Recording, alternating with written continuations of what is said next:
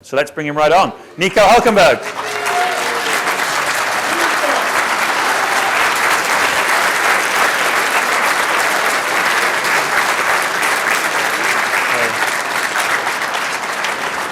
Grab a mic. Yep. Welcome. Welcome. 1, 2. Can you hear me? Is that working? Hello? Let me see if it... It's better to switch it on. Hi guys, how are we doing? We were just saying that tomorrow, Fernando Alonso starts 8th, and I know what's going to come up. and obviously he needs to finish on the podium to take the championship on to Brazil. Well, it depends what Sebastian does. Yeah, but if Sebastian wins, which of course is fairly likely, then you're one of the guys he's got to get past. I realize that. I do, but I've also got my race going on. Obviously, first time we all go into this stunning first corner here tomorrow, so I think there's going to be quite a bit of excitement there. But if we're all sensible, I don't expect any big clashes or crashes there. I think we should all survive. And then after, we will see after the start if he's in front of me or at the back of me. But if he's behind me, I'm doing my race. I have to get points as well.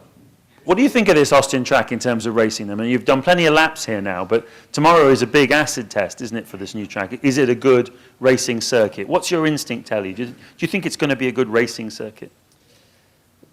It is a great track to drive on, that's for sure. In terms of racing, I'm afraid overtaking can be slightly difficult tomorrow because the first sector is a very quick one, and obviously we know with these Formula 1 cars to stay close with the car in front is kind of difficult because you lose the aerodynamical downforce, and the DRS detection is right after that quick first sector, and to be within that 1 second in order to get the DRS, I think it's going to be quite difficult, if I'm honest.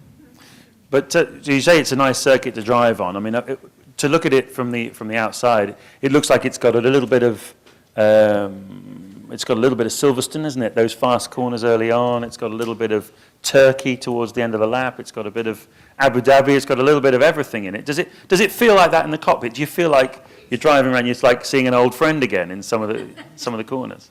Yeah, with that section 4th, 5th, 6th corner, that is pretty much like Silverstone. I don't remember the corner names, but that is true. That reminds us very much of the Silverstone complex. But the rest of the lap, I think, is pretty unique and very special. I think they've done a fabulous job where they've put the circuit and also the corners and how they've done the corners. I really like those circuits. Of the new generation circuits, this is probably one of my favorites now. When that last sector and turn 17, 18, this triple right-hander, which is mega fast, was flat today in qualifying with lots of G on the neck.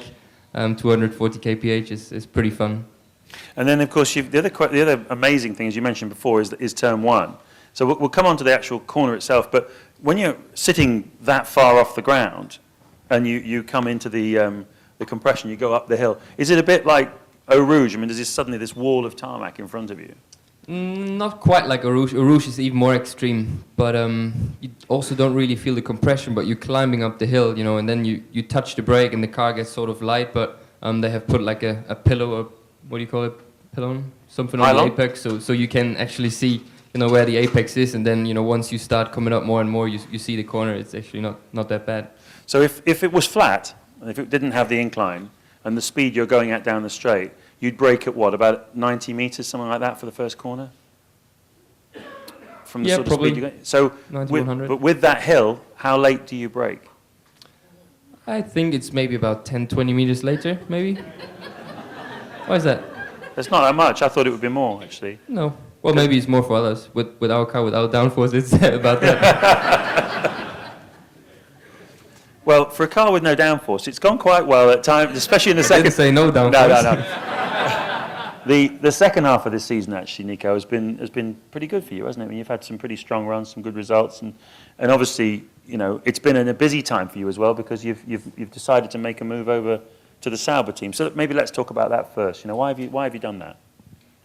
Well, if you look at this year, what the Sauber team has done, they had a pretty positive development curve. Obviously, 4 podiums don't come, with a bad car. And I think in many other occasions they were quite unlucky and they could have had better results than they had. But I think the future for them can be very promising, and that's why I chose that I want to be part of that. And is the German speaking thing in any way an advantage as well? Are you going to talk to them in German? Or you speak to them in English, or? Well, my Switzer Deutsch, Swiss German is not that good. Oh, the team is very mixed. You know, you have Germans, you have Italian, you have French, English. Everything is in there. But the main language in Formula One is obviously English, and that is going to carry on into there as well. But so the German wasn't the decision-making thing.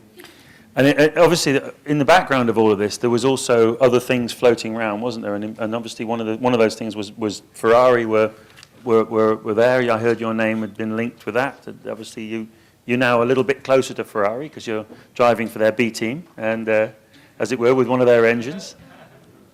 Yeah, I know the media likes to sit me in the Ferrari for 2014 already, but I can assure you, the Sauber thing is like a standalone deal and future, and you know, who knows what next year is going to bring up. If we are going to be successful, of course, other teams are going to look at me. If not, they're not. But as it stands, you know, I'm a Sauber driver for next year, and beyond that, I'm not sure what's going to happen. But just looking at the picture, I mean, if I look at the drivers in Formula One, you've got the people who've been around for a while, like the Buttons and the Webbers, who are kind of well nested in at the teams that they're staying at. And then you've got, obviously, your Alonsos, your Hamiltons and your Vettels and what have you. But then there's opportunities there, aren't there, in these top teams that are going to come up over the next period of time. And I look around at who is going to fill those seats. And, you're in that group of people that's got enough experience now, and you're obviously fast, and got the results to make that move. So is it just a question for you of just biding your time? You have to just be patient and just keep getting the results? Is that what goes through your mind? I'm glad to hear that from you. I hope the team bosses think the same way. Then that's going to be positive for me. Well, they believe everything they read in the media, of course, don't they? No, but I think, like you say, Formula One, it's about experience as well. And this is my second year as an active Formula One driver, and there's still, things I learn every day with tires, DRS. It's a technical sport and a tricky sport. And like I said, I've been active now for 2 years, and I still get better and better. And in Formula One, you never stop learning. So as far as I'm concerned, I just need to keep doing what I'm doing now, keep taking the results and good performances. Obviously, beating the teammate is always a thing you have to do. It's like a mandatory thing. But if I can do that, then I hope the future is bright.